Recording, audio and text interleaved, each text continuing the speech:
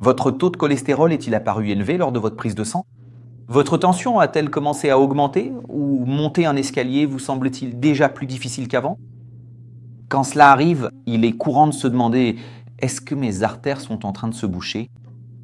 Le problème, c'est qu'elles peuvent souffrir en silence pendant des années, sans douleur, sans avertissement clair, jusqu'à ce que le corps soit obligé de tirer la sonnette d'alarme d'une manière bien plus grave. Et il existe une vérité qui peut à la fois vous rassurer et vous mettre sur la bonne voie. Il n'existe aucun aliment, jus, tisane ou complément capable de déboucher une artère du jour au lendemain.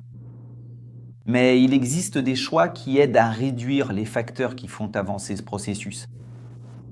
Intégrés à votre routine, ces habitudes peuvent réduire le risque cardiovasculaire et aider le corps à garder les vaisseaux sanguins en meilleur état au fil du temps. Imaginez une artère saine, comme une route lisse où le sang circule sans rencontrer d'obstacles. L'hypertension, une glycémie élevée, le tabac, le manque d'activité physique, l'excès de graisse abdominale et un taux élevé de cholestérol LDL peuvent lentement endommager la paroi interne de cette route, c'est-à-dire de ce vaisseau, de cette artère.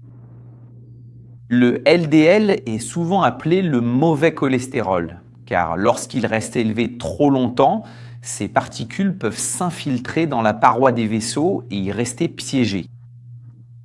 Notre corps perçoit cela comme une agression et tente de réparer cette zone. Mais cette tentative de réparation peut provoquer une inflammation persistante, comme une irritation qui n'a jamais le temps de disparaître complètement. Peu à peu, une plaque se forme. C'est comme si une route autrefois large commençait à accumuler des couches sur les côtés, laissant moins d'espace pour que le flux puisse passer. Ce processus est généralement lent, mais il peut augmenter le risque d'infarctus et d'accident vasculaire cérébral lorsque la plaque devient instable ou lorsqu'un caillot bloque la circulation sanguine. C'est pourquoi l'alimentation ne doit pas être considérée comme une solution rapide, mais plutôt comme une manière quotidienne de modifier l'environnement à l'intérieur du corps. Certains aliments aident à réduire le cholestérol LDL. D'autres contribuent au contrôle de la pression artérielle et de la glycémie. Et plusieurs remplacent des produits qui maintiennent les artères sous une usure constante. Le premier changement commence par les fibres. L'avoine, l'orge, les haricots, les lentilles, les pois chiches, la pomme verte, les légumes, les graines de chia et de lin fournissent des fibres qui aident le corps à mieux gérer le cholestérol. Certaines sont des fibres solubles qui forment une sorte de gel à l'intérieur de l'intestin. Ce gel interfère dans la réabsorption d'une partie de la bile, un liquide produit par le foie pour aider à la digestion des graisses. Lorsque cette bile est en partie éliminée, le foie doit en produire davantage. Pour cela, il utilise du cholestérol. Vous ne ressentez pas cet effet le jour même, mais lorsque des aliments riches en fibres sont consommés régulièrement, ils peuvent contribuer à réduire le LDL au fil du temps. Une portion de flocons d'avoine au petit déjeuner, un fruit entier en collation et une légumineuse au déjeuner peuvent déjà être des étapes simples dans cette direction. Mais avant de parler des autres aliments, si vous souhaitez suivre des contenus plus courts et des moments de mon quotidien, suivez-moi sur Instagram. Là-bas, je partage toujours des informations sur la santé, avec des publications et des vidéos plus courtes. Et n'oubliez pas non plus de vous abonner ici à la chaîne et d'activer la cloche de notification. Ici, le contenu est plus long, plus complexe, mais j'essaye d'apporter la meilleure information possible pour que vous puissiez vraiment apprendre à mieux prendre soin de vous. On continue. Faire baisser le cholestérol LDL n'est pas la seule pièce de ce puzzle. Le type de graisse que vous mettez dans votre assiette influence aussi ce qui se passe à l'intérieur de vos vaisseaux. Pendant longtemps, beaucoup de gens ont appris que toutes les graisses devaient être évitées. Mais le corps ne réagit pas de la même façon à l'huile d'olive et à une graisse industrielle présente dans les produits ultra transformés. L'huile d'olive extra vierge, les noix, les noisettes, les cacahuètes non salées, sans excès de sel, les graines et des poissons, comme la sardine et le maquereau, peuvent faire partie d'une alimentation bénéfique pour le cœur. Ces choix apportent des graisses qui peuvent contribuer à un profil de cholestérol plus équilibré lorsqu'elle remplace les fritures fréquentes, les charcuteries, les biscuits fourrés, les snacks salés et les viandes transformées. Les poissons riches en oméga 3 peuvent également aider à réduire les triglycérides chez certaines personnes. Les triglycérides sont un autre type de graisse dans le sang, qui a tendance à augmenter avec un excès de sucre, d'alcool, une prise de poids et une alimentation très déséquilibrée. La protection donc ne dépend pas de l'achat d'aliments coûteux ou du suivi d'un régime impossible. La sardine, par exemple, peut remplacer des poissons plus chers. Les cacahuètes sans excès de sel peuvent être une alternative aux noix. Ce qui fait la différence, ce n'est pas l'aliment à la mode. C'est le changement que vous pouvez maintenir sans transformer votre alimentation en souffrance. Et lorsque ce changement commence à s'opérer, le bénéfice ne se limite pas au cholestérol.